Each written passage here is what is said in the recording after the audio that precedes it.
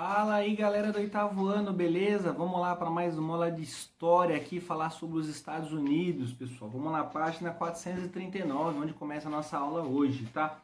A gente falou um pouquinho aqui na última aula dos principais pontos da história estadunidense, falamos aí da expansão territorial e tem também um pouquinho para corrigir aqui, pessoal, do jogo rápido. Antes da gente começar a falar do imperialismo, vamos fazer a correção do jogo rápido, que era mais uma pesquisa, né? Não era tanto assim uma atividade, era mais uma pesquisa simples. Bom, a questão era o seguinte. Questão 1. A Guerra de Secessão de 1861 até 1865 ocasionou importantes transformações políticas, econômicas e sociais para os Estados Unidos. Qual foi a transformação mais significativa gerada, né, por esse evento? Você pode dizer, pessoal, que foi a abolição da escravidão em 1863, decretada pelo então presidente Abraham Lincoln. O principal ponto da Guerra de Secessão ali, dessa questão toda, foi quando eles aboliram a escravidão. Tá? Os Estados Unidos aí deixou de ser um país com escravos a partir de 1663. O Brasil demorou um pouco mais. O Brasil foi só em 1888 para não ter mais escravidão. Então eles já estavam à frente nesse quesito aí do Brasil. Então essa é a resposta da 1. A 2 está assim, pessoal. Observe a charge da página anterior. Nela são representados os integrantes de duas sociedades secretas, né? A Ku Klux Klan, né, e a Camélia Branca à esquerda. Então vocês têm o seguinte, pessoal. De acordo com a imagem, qual o objetivo dessa sociedade secreta? Justifique sua resposta com elementos da charge. Bom, segundo, né, o idealizador da apostila, aqui ele coloca o seguinte, ó. Ambas promoviam terrorismo contra ex-escravizados, aqueles que defendiam seus direitos. Essa situação é representada pelo casal de afro-americanos ajoelhados em situação de opressão, né? Ou seja, é um terrorismo contra as pessoas negras aí, né, que eram ex-escravos. Olha que coisa ruim da história, a gente vê isso aqui, é uma parte triste da história. Mas é necessário estudar essas coisas, né, pra gente lutar pelos nossos direitos, pela igualdade de todas as pessoas. E aí vem a questão B. O que é segregação racial? É uma separação de grupos da sociedade segundo a etnia e cor de pele, ou seja, separar a sociedade de acordo com a etnia, a cor de pele, né, o que é algo muito ruim, que deve ser combatido. Né? Ter segregação racial, né, já é algo horrível. Na história é algo horrível, imagina a gente falar disso no século XXI, né, absurdo. Então, é um ponto a gente pensar aqui. Aí, pessoal, corrigido isso, a gente vai lá para a página 439 ainda, nessa página a gente vai falar do imperialismo estadunidense. Então vamos prestar atenção um pouquinho aqui, vamos ler, porque esse ponto aqui é bem complicado a gente falar imperialismo estadunidense. A palavra imperialismo é uma palavra que devia ter deixado no passado, né? Porque várias sociedades ficaram imperando umas sobre as outras, né? No caso a gente vê o imperialismo, né, dos europeus sobre os países africanos, a gente vê na história vários pontos disso.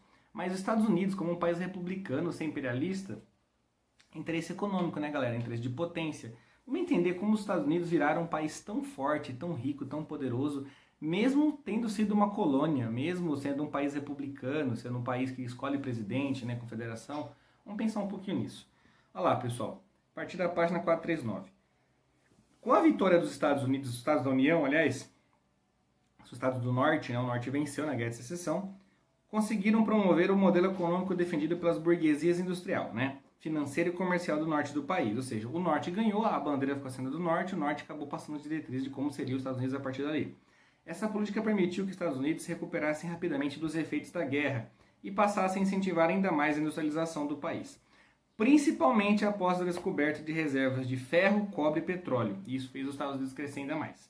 A mecanização das práticas agrícolas, as estradas de ferro, né, ou as linhas, né, de trem aí, e a crescente produção industrial, acompanhadas pelo alto fluxo migratório no país, levaram à última década do século XIX, os Estados Unidos a baterem recorde de produção agrícola e industrial. Todo esse crescimento estadunidense favoreceu a organização de uma classe, né, de grandes empresários que procurava novas oportunidades de crescer, quer internamente aí, quer fora do país. Ou seja, os empresários estadunidenses, né, o pessoal que começou a ganhar dinheiro bem depois da Guerra de Secessão, ficou com tanta potência econômica devido à grande produção agrícola, as pequenas propriedades foram crescendo, a boa malha ferroviária que foi sendo instalada no norte dos Estados Unidos, se espalhando por todo o território, a marcha para o oeste. Com isso eles bateram recordes aí em produção e consequentemente em dinheiro também, né? Nesse contexto, durante o governo do presidente James Monroe, né, em 1817 e 1823, houve a doutrina Monroe. O que é a doutrina Monroe, pessoal? Ela é basicamente uma política que deve ser destacada aí, considerada como base do pan-americanismo. A doutrina Monroe é mais ou menos assim, América para americanos, ou seja, ele era contra que outros países tivessem alguma dominação sobre os Estados Unidos, em que os Estados Unidos colocavam como líderes do grupo, né, 100 preceitos podem ser resumidos com a frase América para americanos, como eu falei.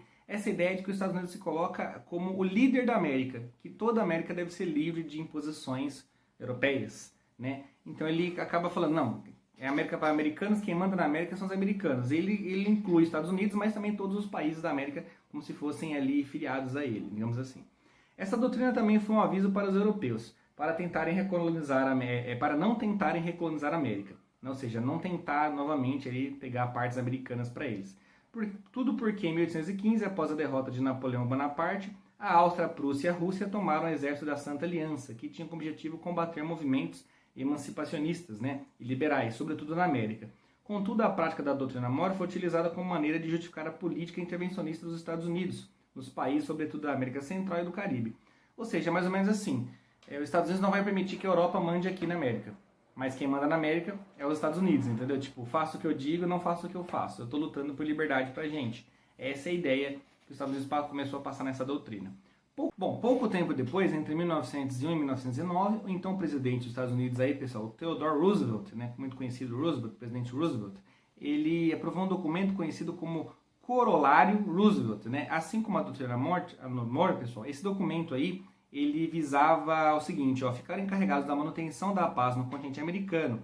Contudo, novamente o governo estadunidense legalizou aí, de modo implícito, o direito de intervir em países, né, que estivessem ameaçados pelo poderio europeu. Mais tarde, essa política intervencionista estadunidense foi conhecida como a política do Big Stick, ou traduzindo aí, o grande porrete, né? Essa política do Roosevelt declarava o interesse em tornar a América Latina uma grande reserva de mercado, né, estadunidense. Quer dizer isso? É mais ou menos assim, eu não vou deixar os europeus mandarem na América, essa ideia da teoria do Roosevelt aqui, do Big Stick, do grande porrete, e quem vai mandar na América somos nós, os americanos, e eu sou americano, então eu mando na América, é tipo a ideia dos Estados Unidos, né? Então acabou sendo tipo uma ideia de que eu não vou deixar os europeus entrarem na América, mas quem vai mandar na América sou eu. Os Estados Unidos se colocando à frente ali, uma política tipo, vai fazer do jeito que eu quero, tipo, com um porrete na mão, vai me obedecer, né? Então essa política aí foi conhecida como Big Stick, ou grande porrete, pessoal, né? Durante o governo de Roosevelt, os Estados Unidos realizaram diversas intervenções militares na região do Caribe, na América Central e nas ilhas do Pacífico. Essa ampliação de poder internacional levou-os a apoiar em 1903 a independência do Panamá em relação à Colômbia, né? Em troca de um acordo em que os Estados Unidos construíram um canal ligando o Oceano Atlântico ao Oceano Pacífico, que é o canal do Panamá, que a gente já falou dele aí na matéria de geografia, né? Porém, esse canal seria administrado pelos Estados Unidos, a gente viu que foi por muitos anos aí, né? O canal do Panamá só retornou ao controle do governo do Panamá em 1999, ou seja, bem recente.